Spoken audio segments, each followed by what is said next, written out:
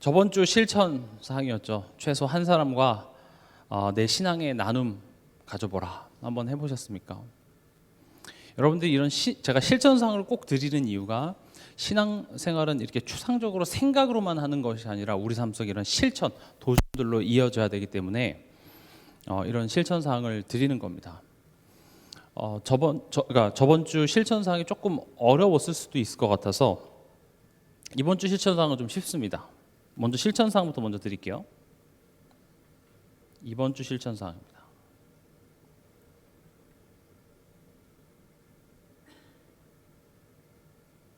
이번 주의 실천 사항은 스트레칭 하기입니다. 스트레칭. 쉽죠? 스트레칭은 할 수 있습니다. 신앙에 대화 갖는 건 좀 힘들어도 스트레칭은 할 수 있죠. 해보시기 바랍니다.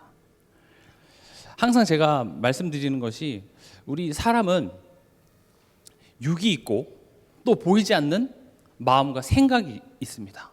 또 그 마음과 생각만이 전부가 아니라 하나님과의 관계, 즉 영혼의 상태가 있습니다.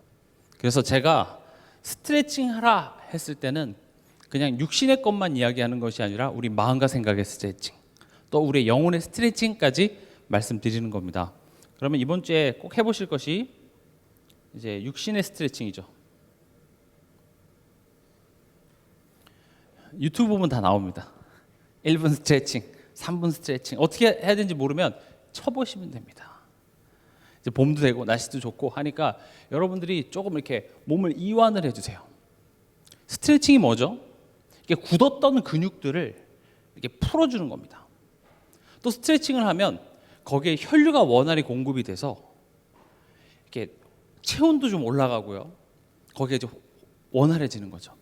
그래서 이렇게 일교차가 클 때는요, 아침에 일어나서 바로 활동하기보다는 조금 몸을 이렇게 침대에서 스트레칭을 해주고 그 다음에 움직이면 좋습니다. 안 그러면 다치기 십상입니다. 지금 한번 해볼까요? 목을 좀 이렇게 한번 돌려보세요. 목 좀 이렇게 돌려보시고. 네.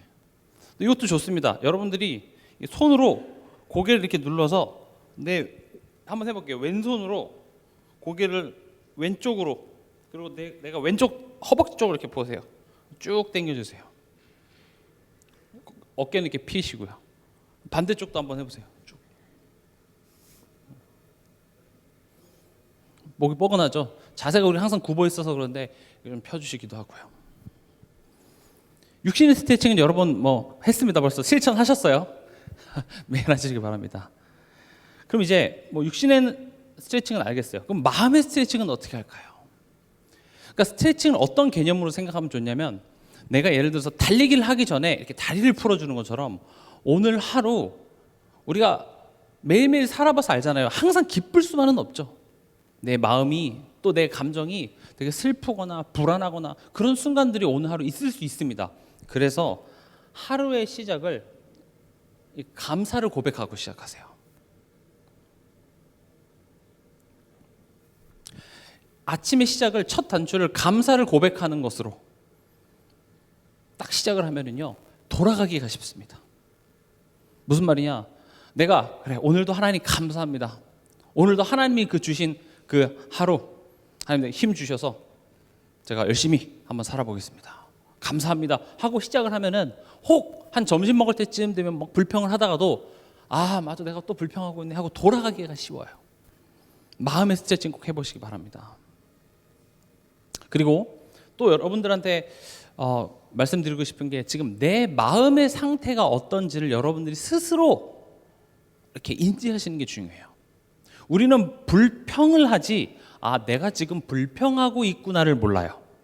스트레칭 우리 어떻게 하죠? 이렇게 손으로 그 뭉쳤던 부분을 이렇게 풀어주는, 만져주는 것처럼 내 감정도 그런 식으로 내가 지금 이런 부분들이 되게 속상하구나를 알아차려주는 게 마음의 스트레칭이에요.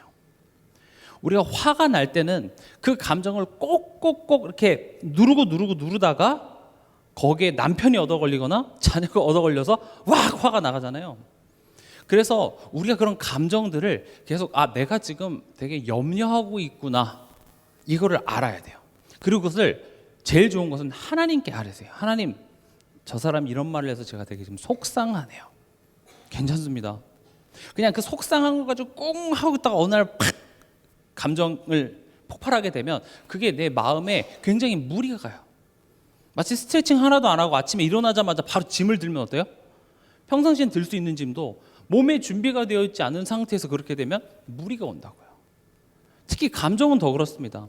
자, 화 내받아. 이제 너의 그 화를 받아줄 준비가 됐어. 이렇게 하는 경우는 없어요. 그냥 가만히 있다가 어느 확 봉변을 당하죠. 그래서 마음이 다치는 거예요. 근데 여러분들이 딱 준비가 돼 있어요. 오늘 남편이 이제 퇴근하고 들어오네. 하나님, 내 마음 생각을 지켜주시옵소서. 딱 준비를 하고 하면은요, 받아들일 수 있어요. 꼭 한번 해보세요. 마음의 스트레칭입니다. 그리고 가장 중요한 우리 영혼의 스트레칭입니다. 어떻게 하냐? 내가 돌아갈 수 있는 한 문장. 성경 구절이 제일 좋겠죠. 딱 붙잡는 거예요. 오늘 하루. 제일 좋은 건 이번 주 강단 말씀 제목입니다.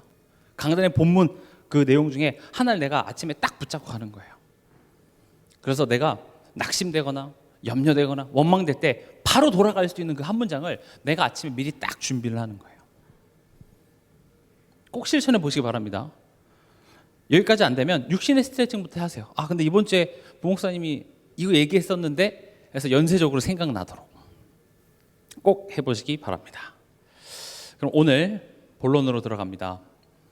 오늘 요한복음 2장 매우 유명한 일화죠. 예수님이 혼인잔치에 가셨습니다. 유대 사회에서 혼인잔치는요, 우리나라처럼 예식장 빌려서 이렇게 뭐 1시에서 2시, 2시에서 3시 토요일 날 잠깐 하고 끝나는 게 아니라 짧게는 일주일, 길게는 2주일 동안 되게 오랫동안 하는 것이 유대 사회에서 혼인잔치입니다. 근데 그 혼인잔치에서도 얼마나 풍성한 음식과 얼마나 좋은 와인을 포도주를 내놓느냐에 따라서 그 잔치가 성공적이었다, 실패했다라는 것을 좌지우지하게 돼요. 특히 어떤 포도주를 내놓느냐 이게 되게 중요하거든요. 그래서 어느 정도냐, 결혼식에 신랑은 없어도 포도주는 없으면 안 된다라는 말이 있을 정도로 유대 사회에서 특히 혼인잔치에 포도주가 떨어졌다? 이건 말이 안 되는 내용이에요. 근데 오늘 본문은 어떤 내용이죠? 포도주가 떨어진 거예요. 그러니까 지금 기쁨과 즐거움으로 가득 차야 될 혼인잔치에 기쁨이 사라져 버렸어요. 심지어 지금 손님으로 온 사람들이 걱정하고 염려하고 웅성웅성대는 그런 분위기가 만들어졌다는 거죠. 오늘 이 혼인잔치의 모습이 사실은 우리 인생의 모습과 많이 닮아 있습니다.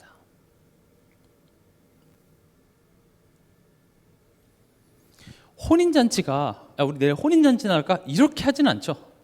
미리 준비합니다. 지금처럼 야 포도주 떨어졌다 가서 뭐 홈플러스나 저기 이트레이더스에서 뭐 좀 사와 이렇게 안 돼요. 쿠팡에서 미리 주문하자 이게 안 된다니까요. 포도주를 담가야 돼요. 그렇죠? 그러려면 보통 1년에서 몇 년 전부터 계속 준비를 하겠죠. 그럼 대충 준비하겠습니까?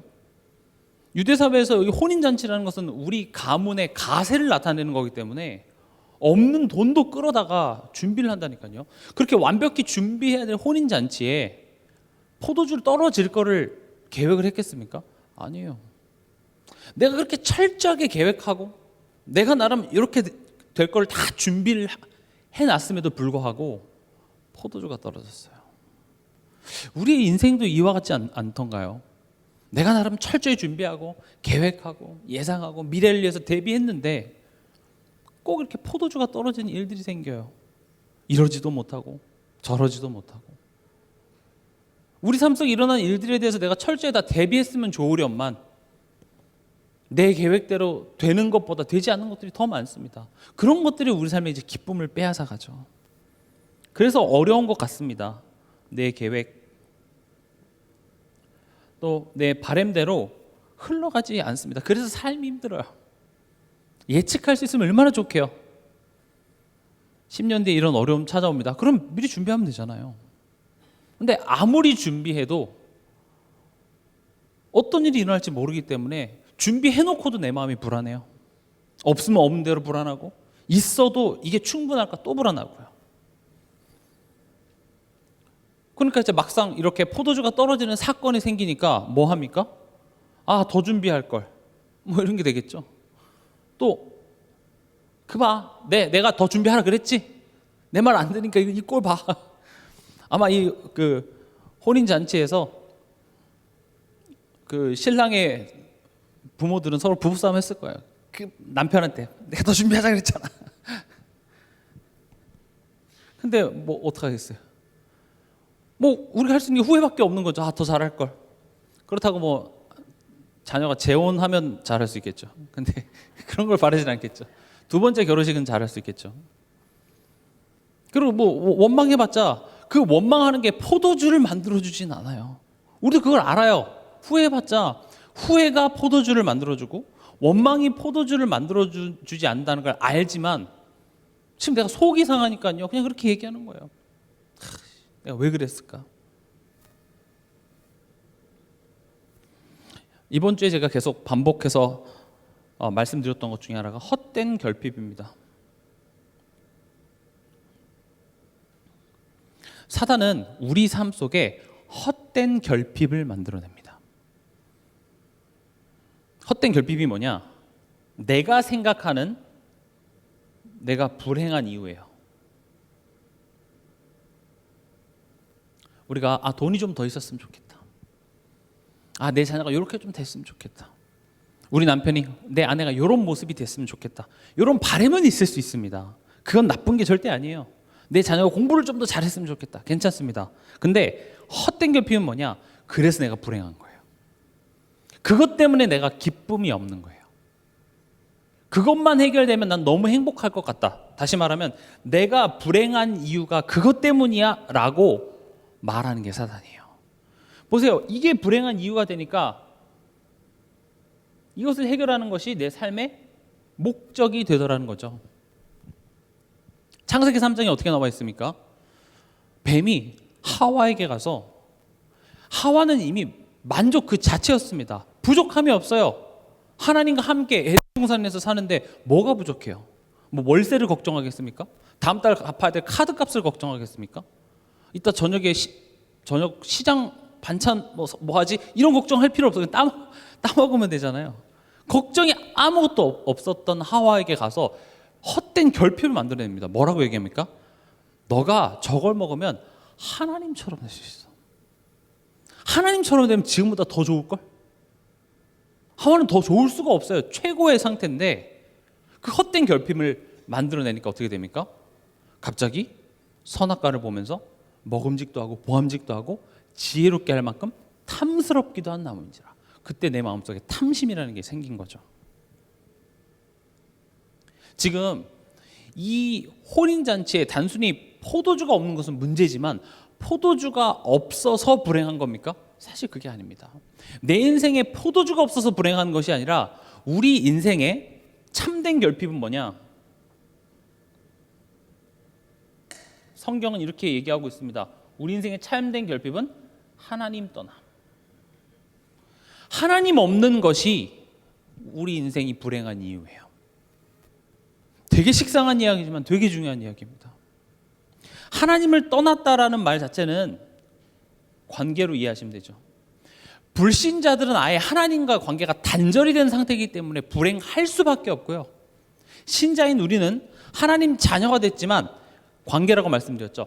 하나님과 소통이 되질 않아요. 하나님과 인격적인 관계, 하나님이 믿어지지 않고 신뢰가 되지 않기 때문에 우리 삶에 그것이 우리를 불행하게 만듭니다.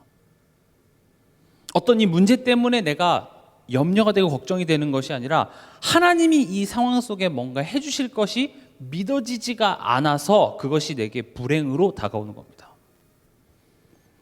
제가 저번 주에 중고등부 아이들 데리고 부모님을 원망하는 것은 하나님을 못 믿는 거야. 왜 그럴까? 이런 질문을 했어요.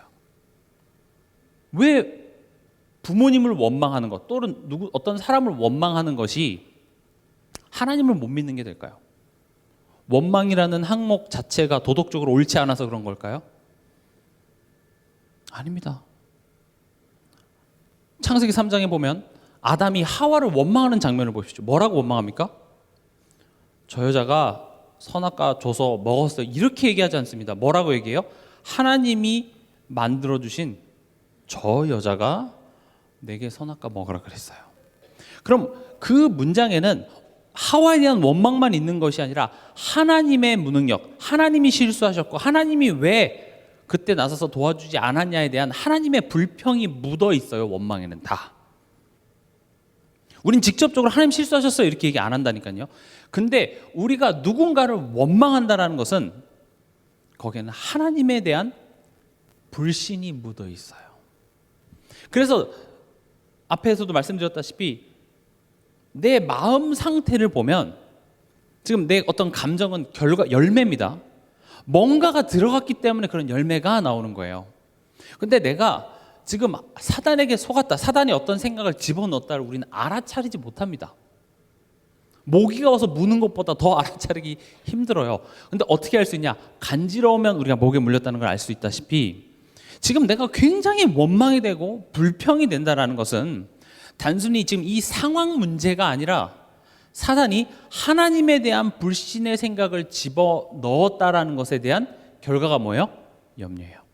그래서 성경은 계속 염려하지 말라고 이야기를 합니다.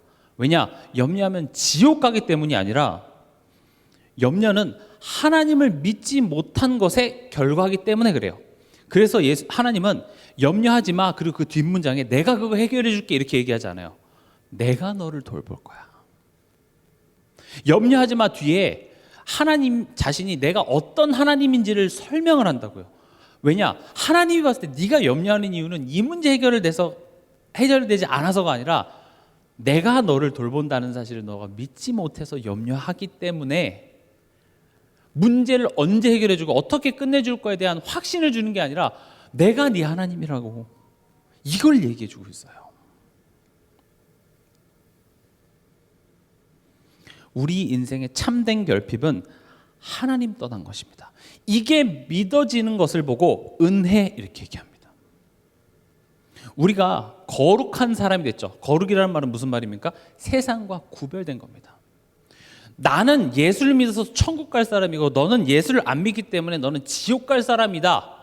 그것이 세상과 나와 다른 점이 아니라 우리가 다른 점은요. 하나님의 은혜로 내가 하나님을 떠나서 불행했구나를 아는 것이 다른 거예요. 그럼 하나님 만나면 되잖아요. 우리 힘으로 만날 수 없습니다. 그래서 예수님께서 찾아오신 것입니다. 지금 이 첫 번째 가나 혼인잔치 이야기는 이런 상징적인 의미를 가지고 있습니다.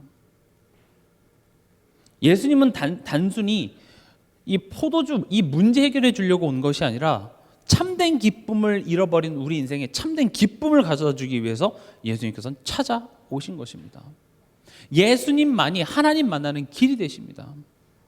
하나님을 만나기 위해서는 먼저 어떤 일이 벌어져야 돼요?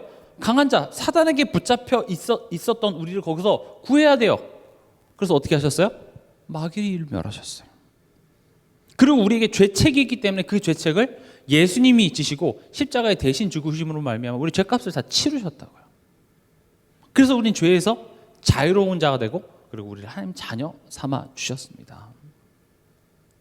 그럼 여러분들이 이번 주에 이 본문의 내용을 묵상하시면서 나에게 있어서 무엇이 떨어진 포도주인가? 한번 생각해 보십시오. 지금 이거는 이 혼인잔치에서는 포도주가 떨어진 이 사건, 이게 문제였죠. 그럼 나는 경제 문제입니까? 건강? 자녀? 배우자? 근데요, 이 떨어진 포도주 사건 때문에 어떻게 됐습니까? 예수님을 만나는 계기가 됐습니다. 이것 때문에 예수님을 만나게 됩니다. 또 이것 때문에 예수님이 주인 되십니다. 예수님이 하나님이심을 체험하는 좋은 계기가 됐습니다. 그렇다면 지금 내 현실에서 포도주가 떨어진 이 황당한 사건, 예측하지 못한 이런 상황들이 꼭 나쁘다고만은 볼 수 없겠죠. 그래, 이 상황을 통하여서 내 인생에 찾아오신 그 예수님을 내가 마주하는 시간이구나. 1번 한번 볼게요. 오늘은 좀 글자가 많습니다. 여러분들이 이 구역공과 해보시면서 이렇게 좀 이렇게 됐으면 좋겠습니다, 이렇게 좀 뭐가 어렵습니다, 이런 걸 저한테 얘기해 주시면 제가 계속 수정을 한번 해보겠습니다. 제가 이번 주에는 조금 이렇게 문장을 많이 넣어봤어요. 여러분들이 좀 묵상하시기 쉽도록. 맨날 질문만 하니까 그럼 답은 언제 주시나요? 이렇게 얘기하시는 것 같아서, 그래서 좀 이렇게 쉽게 읽어 나가실 수 있도록 제가 한번 글을 좀 많이 써봤습니다.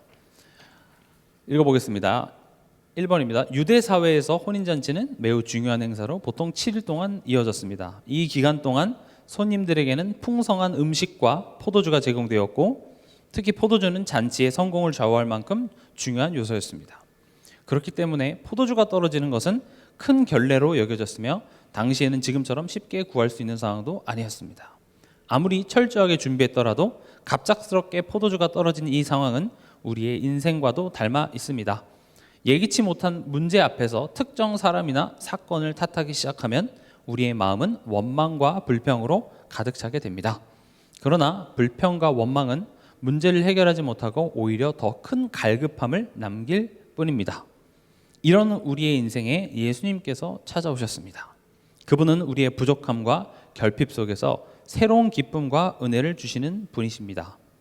포도주가 떨어진 혼인잔치를 채우셨던 것처럼 우리의 삶에도 참된 만족과 충만함을 주시는 분입니다. 나에게 있어 떨어진 포도주는 무엇인가요? 이번 한 주간 여러분들이 내 삶에 기쁨을 채우시는 그 예수님을 만나는 한 주간 되시기 바랍니다. 만나게 된 계기가 뭐였어요? 떨어진 포도주입니다. 분명 이번 한 주간 뭔가 어떤 그 결핍들이 생겼을 때 오히려 그 결핍을 통해서 그 결핍을 채우시는 예수님을 만나는 그런 한 주간 되시기 바랍니다. 두 번째입니다. 예수님의 관심입니다. 지금 포도주가 떨어지니까 3절에 예수의 어머니가 예수에게 이르되 저들에게 포도주가 없다 하니, 마리아가 예수님한테 얘기한 거예요. 포도주가 떨어진 것 같은데. 그러니까 예수님이 뭐라고 합니까? 4절에 여자여 나와 무슨 상관이 있나이까? 내 때가 아직 이르지 아니하였나이다. 우리나라 말로 하면 여자여 하면은 이 여자가 뭔 소리 하는 거, 이렇게 엄마한테 예의 없이 말하는 것처럼 들릴 수 있으나 이 말투는 이제 존경하는 의미입니다. 화난 거 아니에요. 지금 예수님 화 안 났어요. 이 여자가 하면서 얘기하는 게 아니라 지금 이건 나와 상관없어, 아직 내 때가 이르지 아니었다, 이렇게 얘기하죠. 지금 예수님은 쉽게 말하면 이거 나랑 상관없는데, 포도주가 있고 없고 나랑 상관없어. 우리가 많이 착각하는 것 중에 하나가 내 삶 속에 내 자녀가 좋은 대학 가냐 못 가냐, 거기에 하나님이 되게 관심 있어 할 것 같잖아요. 별로 관심 없습니다. 하나님 이번에 직장 내가 취업에 붙냐 안 붙냐, 하나님 막 거기에 모든 관심 있을 것 같죠? 하나님 별로 관심 없습니다. 하나님의 관심은 어디에 있습니까? 나에게 있습니다. 보세요. 지금 예수님이 언제 사역에 움직이기 시작하셨죠? 마리아가 뭐라고 얘기합니까? 5절에 그의 어머니가 하인들에게 이르되 너희에게 무슨 말씀을 하시든지 그대로 하라 하니라. 이렇게 딱 얘기하니까 예수님이 그제서야 항아리에다 물을 채워라, 이렇게 얘기를 하세요. 그러면 예수님은 지금 뭘 기다리신 거예요? 뭘 기다리셨죠?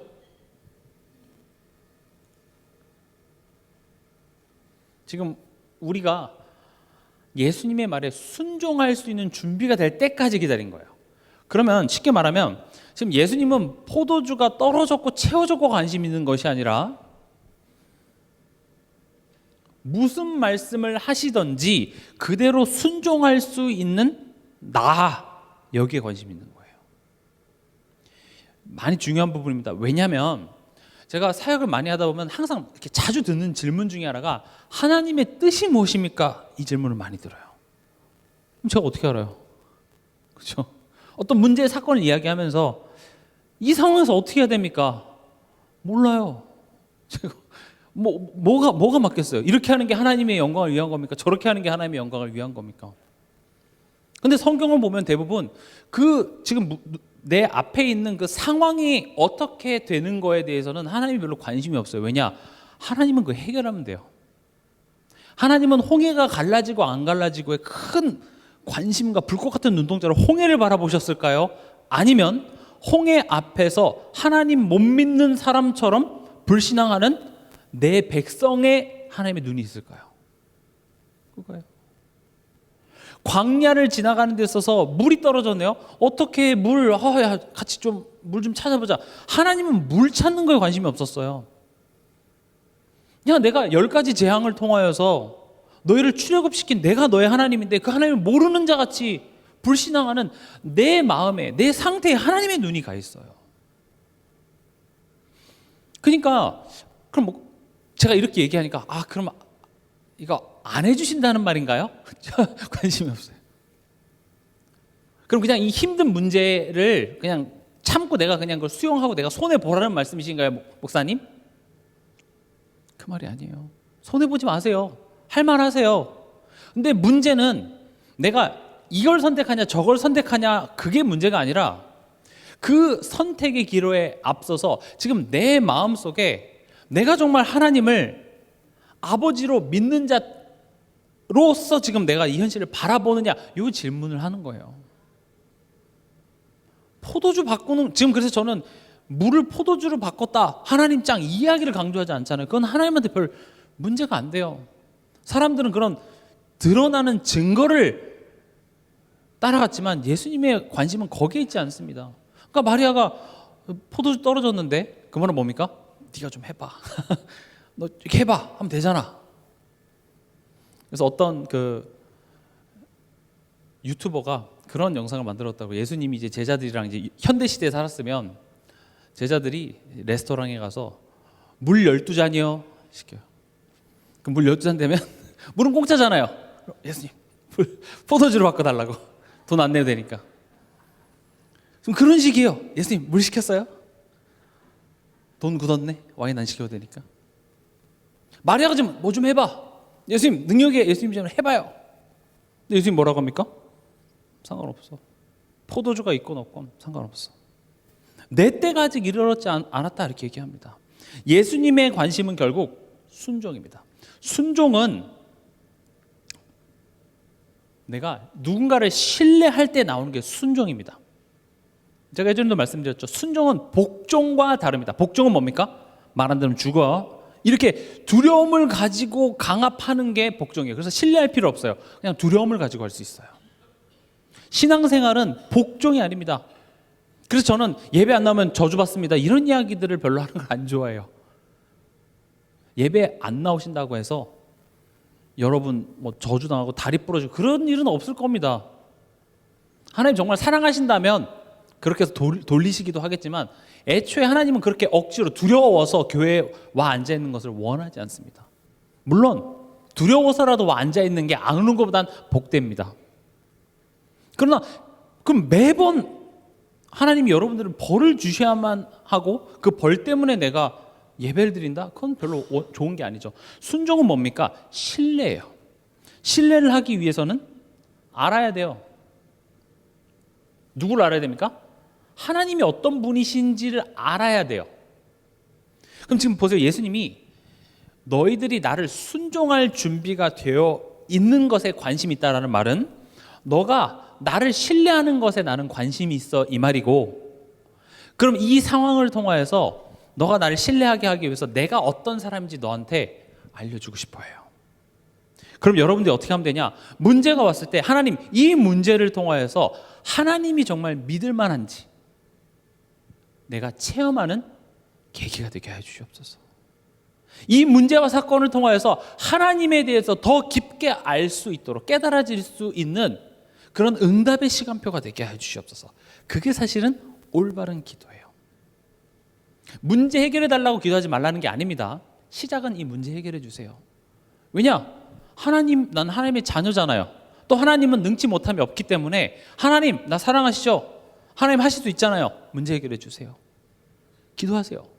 근데 그렇게 기도해서 해결되어지는 문제도 있지만 해결이 안 되네요. 그렇다면 여기는 하나님의 메시지가 있는 거예요. 오케이, 해결됐으면 좋겠으나 하나님의 능력도 있으시고 날 사랑하시는 게 분명한데 해결해 주시지 않는다면 그럼 하나님 이 상황을 통하여서 내게 하나님의 마음이, 하나님의 뜻이 전달되게 해 주시옵소서. 제가 성경을 어딜 봐도 하나님은 결국 합력해서 모든 것을 선으로 이루시기 때문에 그 하나님을 신뢰합니다. 그리고 순종하는 거예요. 하나님은 그래서 결국 이것을 보고 관계회복 이렇게 얘기합니다. 관계회복은 뭡니까? 하나님을 알아, 하나님을 신뢰해서 결국 순종의 열매가 나타나는 것. 당연히 불신자에게 있어서는 하나님 만나는 것이 관계회복이고, 신자에게 있어서의 관계회복은 우리가 삶 속에서 하나님을 알아가는 겁니다. 하나님은 이 문자에 국한되어져 있는 하나님이 아닙니다. 우리 삶 속에서 문제와 사건들을 통해서 하나님이 우리에게 나타내십니다. 하나님이 어떤 분이신지 나타내십니다. 우린 그 사건을 통하여서 우리 개인적으로 하나님을 알아가는 것이죠. 그러면서 뭐라고 얘기합니까? 아직 내 때가 되지 않았다. 하나님의 때, 하나님의 시간표죠. 아까 앞서 말씀드렸다시피 무슨 말씀을 하시든지 그대로 할 준비가 되어졌을 때,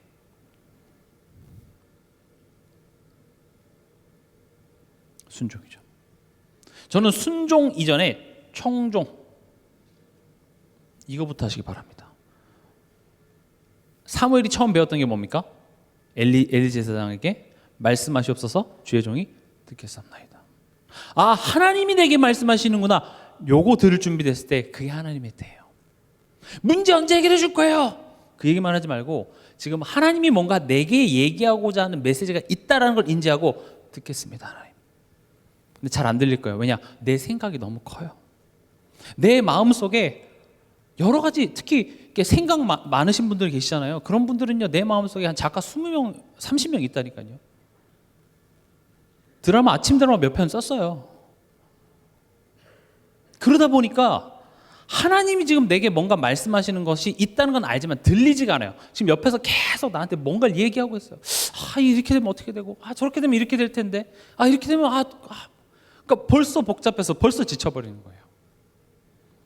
하나님의 때는요, 내가 하나님의 말씀을 들을 준비가 되어 있을 때 하나님께서는 그때 말씀하십니다. 2번 한번 읽어보겠습니다. 마리아는 예수님께 포도주가 다 떨어진 상황을 알렸지만 예수님은 아직 자신의 때가 오지 않았다고 말씀하셨습니다. 예수님께서 이 상황을 모르셨던 것이 아닙니다. 그러나 예수님은 하나님의 계획에 따른 때를 기다리셨습니다. 그때는 바로 예수님의 말씀에 순종할 준비가 되었을 때입니다. 우리도 삶의 어려움을 하나님께 기도하며 아뢰지만 때로는 응답이 없는 것처럼 느껴질 때가 있습니다. 그 이유는 아직 예수님의 때, 즉 우리가 하나님의 말씀에 온전히 순종할 준비가 되어 있지 않기 때문일 수 있습니다. 순종은 하나님의 일하심을 신뢰하는 관계에서 나옵니다. 하나님은 우리의 삶의 사건들을 통해 하나님과의 관계를 점검하게 하시며 우리가 진정으로 순종하는 마음을 가지고 있는지를 돌아보게 하십니다. 응답의 지연이 나의 신앙과 순종을 다듬는 하나님의 뜻일 수 있음을 기억하며 하나님의 때를 신뢰하는 믿음이 자라는 축복 누리길 바랍니다. 이해가 되시죠? 때로는 우리가 기도해도 하나님이 내 기도 안 듣고 계신 것 같을 때도 있어요. 응답이 더뎌져요. 빨리빨리 응답이 되지 않을 때 우린 실망하고 낙심합니다. 그러나 성경은 이야기합니다. 낙심하지 마라. 하나님은 일하고 계신다. 하나님의 불꽃 같은 눈동자는 지금 내 마음의 상태에 하나님의 눈이 고정되어 있습니다. 언제까지요? 내가 하나님의 말씀을 들을 준비가 될 때까지. 하나님 말씀하시옵소서. 하나님이 하실 수 있지 않습니까? 이 문제 하나님한테는 쉬운 일이지 않습니까? 그럼 하나님 왜입니까? 내게 말씀하시옵소서. 제가 그 말씀에 순종하겠습니다. 그 마음의 상태가 준비될 때까지 예수님은 지금 기다리고 있어요. 주려고, 포도주 부어주려고 지금 기다리고 계신다는 거죠. 세 번째입니다. 세 번째 포인트는 믿음의 열매는 결국 순종으로 나타난다. 지금 예수님이 요구하신 내용이 뭡니까? 그 정결 예식에 사용하는 항아리에 물을 가득 채우라는 겁니다. 아니 이미 다 손님들 들어왔잖아요. 그리고 지금 잔치잖아요. 그럼 하인들이 얼마나 바쁘겠습니까? 그렇죠? 집에 손님 왔는데 막 바빠 죽겠는데 엄마 이거 해줘. 그러면 짜증나죠? 지금 바빠 죽겠는데 이따가 해줄게. 이렇게 된단 말이죠. 그러니까 예수님이 지금 포도주 떨어졌다는데 항아리에, 그것도 마시는 물이 아니잖아요. 정결 예식에 사용하는 그 항아리에다가 물을 갖다 부으래요. 이해가 되십니까? 거기까지는 오케이. 근데 그걸 그대로 갖다가 떠서 연회장한테 갖다 주래요. 이해가 안 되죠? 뭐 주문이라도 하나 외워야 되잖아요. 수리수리 마수리 짠. 손가락으로도 하나 이렇게 넣다 뺐다 하든지 뭔가 주문을 해서 우리가 납득할 만한 그런 의식을 거쳐서 짠 뭐 이렇게 주면 좋을 텐데 내가 방금 뜬 채운 물을 그대로 떠서 가져다 주래요. 그런 경우가 어디 있어요? 마술사처럼 이렇게 빨간 천이라도 한번 이렇게 더 빼든지 그대로 갖다 주라니까 이게 이해가 안 되는 거예요. 우리가 때로는 이 하나님의 말씀이 내 수준과 내 현실과 맞지 않을 때가 많습니다. 그래서 알겠는데요. 맞죠. 근데 결국 내가 납득할 수 있는 방법대로 해요. 이 말은 비현실적으로 비상식적으로 행동하라는 말이 절대 아닙니다. 근데 우리가 뭘 항상 알아야 되냐? 하나님의 수준입니다. 하나님의 수준은 뭡니까? 물을 포도주로 바꿨어요. 이건 예상했습니까? 예상도 못했죠. 기억하시기 바랍니다. 하나님은 우리가 상상하지 못할 일들을 우리 삶 속에 계획하고 계십니다. 여러분들이 무슨 상상을 했던지 간에 하나님은 여러분들의 상상 이상으로 지금 우리 삶 속에 일하고 계신다는 겁니다. 너 수준만큼 축복 주는 게 아니라 너 수준을 뛰어넘은 큰 축복을 내가 준비하고 있기 때문에 하나님은 지금부터 그런 훈련들을 합니다. 네 수준만큼 받지 마. 그래서 우리 삶 속에 내 수준에 도전하는 현실이 주어집니다. 안 될 것 같은데 꼭 그래요. 성경의 문제들을 보면은요, 그 하나님의 백성의 그 수준에 도전하는 문제가 꼭 생깁니다. 훌륭해지기 위해서는요, 그런 도전들을 자꾸 해야 돼요. 어린 초등학생, 예를 들어서 초등학교 3학년 학생에게 대학교에서 배우는 수학 문제를 주지는 않습니다. 조금 얘가 수학을 잘하는 것 같으면 한 4학년 수준의 수학을 줘볼 수 있겠죠. 조금 어렵지만 그래도 할 만한 것들을 줍니다. 그리고 또 이 아이에게 필요한 것들을 주겠죠. 마찬가지입니다. 하나님께서 지금 내 삶 속에 허락하신 문제는 물론 내 수준보다 좀 위긴 하지만 그 수준을 뛰어넘을 때 우리가 믿음으로 자라나게 됩니다. 우리 신앙생활은 계속 그런 자라남이 있어야 됩니다. 그렇지 않기 때문에 우리 신앙생활이 정체가 되고 정체가 되면 바리새인화 될 수밖에 없습니다. 내 안에 기쁨이 없고 하나님에 대한 체험이 없기 때문에 내가 아는 지식을 갖고 남 비판하는 것이 내가 예수 믿는 것의 기쁨의 전부예요. 나는 너보다 우월해.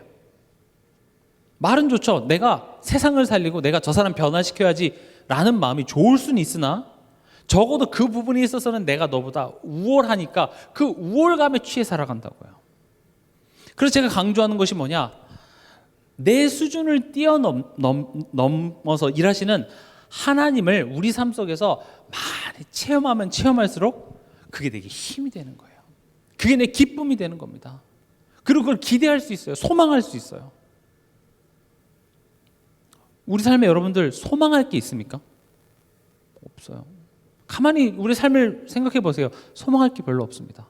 그냥 우리가 그런 기대할 거나 바라볼 것을 만들지 않으면 너무 낙심되기 때문에 그냥 소소하게 뭔가를 만들어내요. 이를테면 이따 저녁에 치킨 시켜 먹어야지, 이런 거요. 그럼 이제 오늘 저녁에 치킨 먹을 생각이 이제 오늘 하루 나가게 하죠. 또 이제 뭐 여름 다가오면 또 어디 여행 가야지, 그런 거 한두 달 전에 이렇게 계획해 놓으면 또 그게 바라는 게 되는 거고요. 그런 식으로 어떤 인생에 바라는 것을 만들어 놓지만 결국 그것을 다 지나고 난 뒤에 보면 참 허무합니다. 인생에 낙이 없습니다. 하나님이 아니라면 우리 삶에 소망할 게 없어요. 우린 하나님을 소망합니다. 하나님이 우리 삶 속에 굉장한 것들을 준비해 놓으셨습니다. 그리고 우리에게 있어서 가장 큰 게 뭡니까? 죽음이 끝이 아닌 영원한 천국에 가는 새로운 시작이라는 죽음을 향해 우리는 달려가고 있습니다. 하나님을 모르는 사람들은 죽음이 두렵습니다. 죽기가 싫습니다. 인생이 허합니다. 죽기 싫어. 왜냐? 두렵거든요. 그러나 우리에게 있어서는 진짜 이제 드디어 영원한 안식과 영원한 기쁨으로 들어갈 수 있는 새로운 시작에 불과합니다. 하나님은 이처럼 우리 삶 속에 굉장한 것들을 많이 준비하고 계시기 때문에 우린 자꾸 그 하나님을 소망하는 그 훈련이 우리 삶 속에서 이루어져야 되죠. 그래서 사무엘상 15장 22절에 순종이 제사보다 낫고 듣는 것이 숫 양의 기름보다 나으니, 믿습니다 하지만 순종하지 않는 것은 온전한 믿음이 아니다. 순종은 뭐가 따릅니까? 순종이라는 말 자체가 이게 행동이 같이 갑니다. 오해하지 마세요. 행함으로 구원받는 게 아닙니다. 저는 행동을 강조하는 것이 아니라, 믿는다라는 것은 머리로만 동의하는 것에 끝나는 것이 아니라 내가 인격적으로 선택을 하고 그 자리에 내가 한 발자국을 내딛는 것까지가 온전한 믿음이다. 하나님께서 우리에게 믿을 수 있는 그 믿음의 시작의 씨앗을 심으셨기 때문에 이제는 신자로서 그 믿음이 자라나는 것, 즉 순종의 열매가 우리 삶 속에 맺혀져야 된다. 그래서 우리의 삶은요, 순종하는 훈련입니다.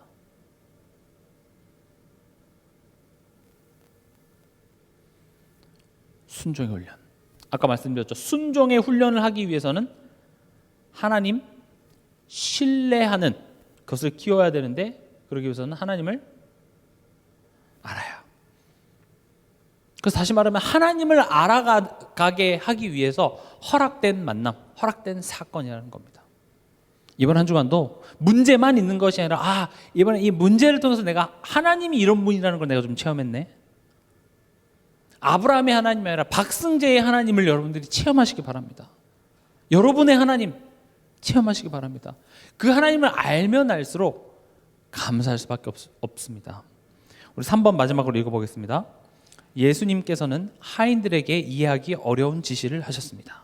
정결 예식에 사용하는 돌 항아리에 물을 가득 채우라는 것이었습니다. 이미 손님들이 들어오면서 사용했기에 굳이 다시 채울 필요도 없었고, 잔치로 바쁜 상황에서 물을 채우는 일은 번거롭고 비효율적으로 보였습니다. 더욱이 예수님은 그 물을 잔치를 주관하는 연회장에게 가져가라고 하셨습니다. 상식적으로 이해되지 않는 이 명령은 하인들에게도 쉽지 않은 순종의 과정이었을 것입니다. 우리의 삶에도 하나님의 말씀이 비효율적으로 느껴지거나 이해되지 않을 때가 있습니다. 그러나 하나님은 우리의 수준을 뛰어넘는 크신 계획으로 일하십니다. 예수님은 물을 포도주로 바꾸어 기쁨을 잃어버린 혼인잔치에 참된 기쁨을 회복시켜 주셨습니다. 우리의 한계를 넘어 일하시는 하나님의 지혜를 신뢰하며 순종할 때 경험하게 될 기쁨과 은혜를 기대해 봅니다. 이번 한 주간도 이 말씀 묵상하시며 승리하시기 바랍니다. 그리고 스트레칭 하시기 바랍니다. 육신의 스트레칭, 우리 마음의 스트레칭, 또 우리 영혼의 스트레칭. 한 주간도 승리하시기 바랍니다.